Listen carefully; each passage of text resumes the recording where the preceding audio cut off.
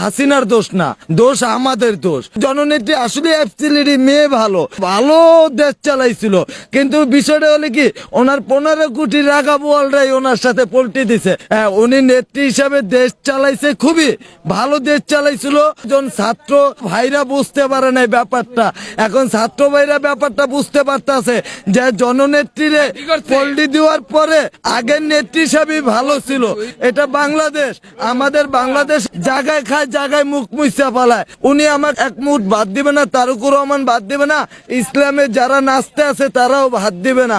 আমরা গরিব দিন মজুরি চাইতে আছি ভালো একটা সরকার, জোর জুলুমবাজের এই দুনিয়ায় বিচার হবে আর হইতে আসছে। উনি লোক ভালো ছিল, কিন্তু আমরা কর্মী ভালো না ভাই। জননেত্রী উনি আসতে পারবে, ওনার বাপদাদার দেশ, জনগণের যেরকম দেশ ওনারও বাপদাদার দেশ, আমারও দেশ। কিন্তু আমার মতন মোহাম্মদ ইব্রাহিম তালুকদার কখনো কোনোদিন, আমি আজকে ঢাকা জেলায় থাকি 2002 সালে, এই ঢাকার রাজধানী কে কোথা থেকে কোটিপতি হয়েছে, আমি ইব্রাহিম হাওলাদার, আমি মোহাম্মদ ইব্রাহিম তালুকদার, আমি দফাদার, বর্তমানে দিন মজুরি, আমি শিল্পপতির ছেলেরা।